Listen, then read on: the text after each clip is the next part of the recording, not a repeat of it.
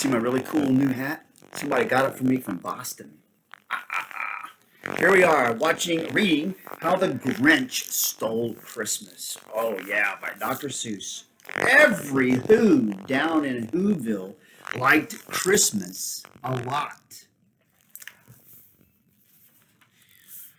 But the Grinch, who lived just north of Who-ville, did not.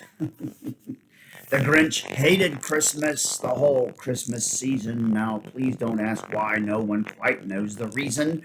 It could be his head wasn't screwed on just right. It could be, perhaps, that his shoes were too tight. But I think that the most likely reason of all may have been that his heart was 2 sizes too small. Oh, he looks so yummy. So happy. His heart was 2 sizes too small. But whatever the reason, his heart or his shoes, he stood there on Christmas Eve hating the Who's, staring down from his cave with a sour, Grinchy frown at the warm lighted windows below in their town, for he knew every Who down in Whoville beneath was busy now hanging a mistletoe wreath. And they're hanging their stockings, he snarled with a sneer. Tomorrow is Christmas, it's practically here. Then he growled with his Grinch fingers nervously drumming. So he was drumming. Then he growled with his Grinch fingers nervously drumming. I must find some way to stop Christmas from coming. There he is. You see him? He's looking down at Whoville down here. I must find some way to stop Christmas from coming, for tomorrow he knew. All the Who girls and boys would wake bright and early. They'd rush for their toys, and then oh the noise, noise. That's one thing he hated, the noise.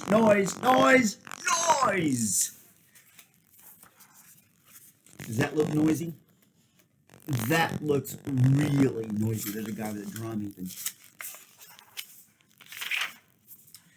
Then the Who's, young and old, would sit down to a feast, and they'd feast, and they'd feast, and they'd feast. They would feast on Who pudding and rare Who roast beast, which was something the Grinch couldn't stand in the least. Here they are feasting. You see them feasting? What a big table. Could you imagine eating at a table like that?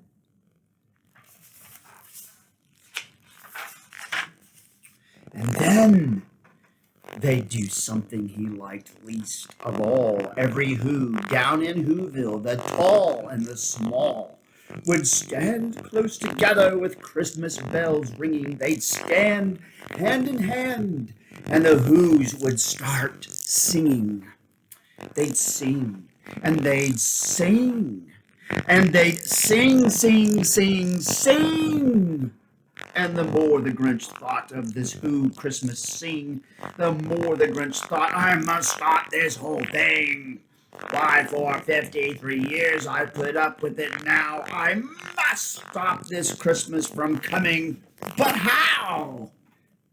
You see them all singing? Probably singing like Joy to the World. Joy to the world, the Lord is coming. Then he got an idea. Does that look like he's got an idea? Yep. Then he got an idea, an awful idea. The Grinch got a wonderful, awful idea. I know just what to do. The Grinch laughed in his throat. And he made a quick Santa Claus hat and a coat, and he chuckled and clucked. What a great Grinchy trick! With this coat and this hat, I look just like Saint Nick. Does he look like Saint Nick? Well, not quite. All I need is a reindeer.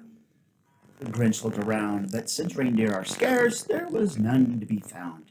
Did that stop the old Grinch? No, the Grinch simply said, if I can't find a reindeer, I'll make one instead.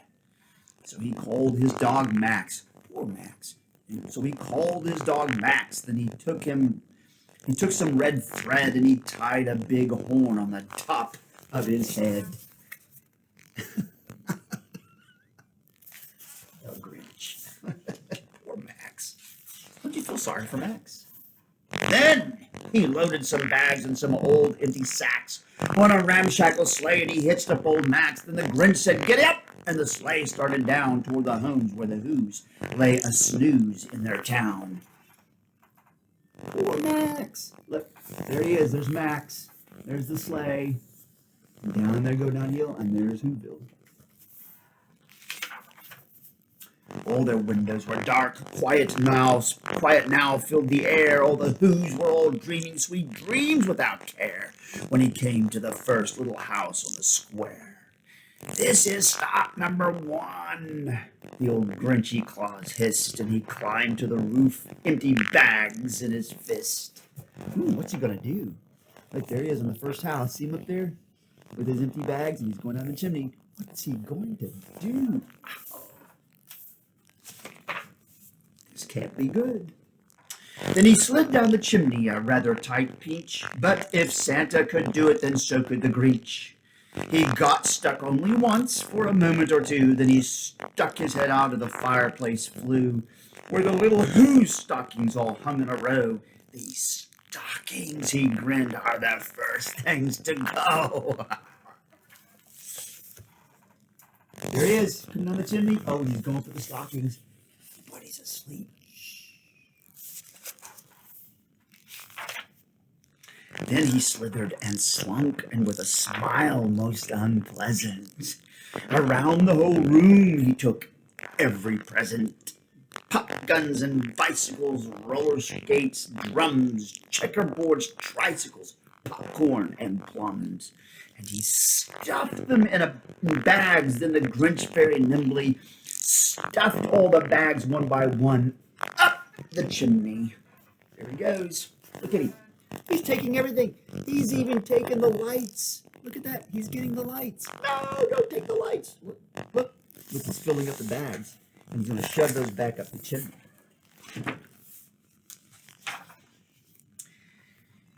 Then he slunk to the icebox. That's what they call refrigerators back then. And he slunk to the icebox. He took the Who's feast. He took the Who pudding. He took the roast beast. He cleaned out that icebox as quick as a flash. Why, that Grinch even took their last can of Woo hash. What a mean guy. There he is. See him in the icebox in the refrigerator?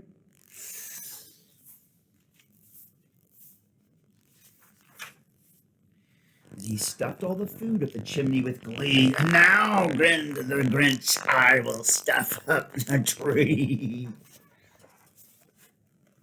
Oh no, he's going to take the tree.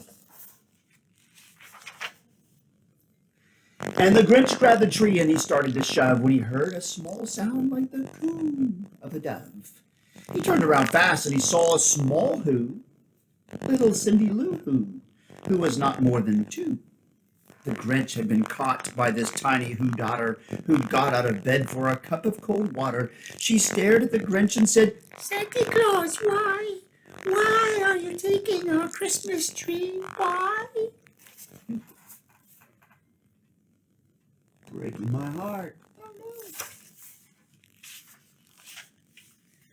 But you know, that old Grinch was so smart and so slick, he thought up a lie, and he thought it up quick. "Why, my sweet little tot," the fake Santa Claus lied, "there's a light on this tree that won't light on one side, so I'm taking it home to my workshop, my dear, to fix it up there. Then I'll bring it back here." And his fib fooled the child, and he patted her head, and he got her a drink, and he sent her to bed. And when Cindy Lou Who went to bed with her cup, he went to the chimney and stuffed the tree up. There he is lying. Send her to bed. And the last thing he took was the log for the fire. Then he went up the chimney himself, that old liar. On their walls he left nothing but hooks and some wire. And the one speck of food that he left in the house was a crumb that was even too small for a mouse. There he goes. See, he's going up the chimney to the last log. Look, There's the last crumbs, even too small for a mouse. Uh-oh. Then he did the same thing to the other Who's houses, leaving crumbs much too small for the other Who's mouses. There he goes. He's in another house. Hello, there's another mouse. A mouse in a house. It was dawn, all the Who's still abed, and all the Who's still a snooze when he packed up his sled, packed it up with their presents, the ribbons, the wrappings, the tags, and the tinsels, the trimmings, and the trappings. Here he goes. 3,000 feet up the side of Mount Crumpet, he rode with his load to the tip-top to dump it. Pooh-hoo to the woos, pooh-pooh to the woos. He was grinchishly humming. They're finding out now that no Christmas is coming. They're just waking up. I know just what they'll do. Their mouths will hang open a minute or two. Then the Who's down in Who-ville will all cry, boo-hoo. You see him? There's Who-ville down there. There he is at the very top. Get ready to dump it. That's a noise, grinned the Grinch, that I simply must hear. So he paused, and the Grinch put his hand to his ear, and he did hear a sound rising over the snow. It started in low, then it started to grow. There he is. Look, there's poor Max. Max is listening too, though. But there he is listening. What sound do you think that he'll hear? But the sound wasn't sad. Why, this sound sounded merry. It couldn't be so, but it was merry, very. He stared down at Who-ville. The Grinch popped his eyes. Then he shook. What he saw was a shocking surprise. What he saw? Every Who down in Who-ville, the tall and the small, was singing without any presents at all. He hadn't stopped Christmas from coming. It came. Somehow or other, it came just the same. Here they are singing. Can you see the singing? And the Grinch, with his Grinch feet ice cold in the snow, stood puzzling and puzzling. How could it be so? It came without ribbons. It came without tags. It came without packages, boxes, or bags. And he puzzled 3 hours till his puzzler was sore. Then the Grinch thought of something he hadn't before. Maybe Christmas, he thought, doesn't come from a store. Maybe Christmas, perhaps, means a little bit more. There he is, and his puzzler is sore, his head.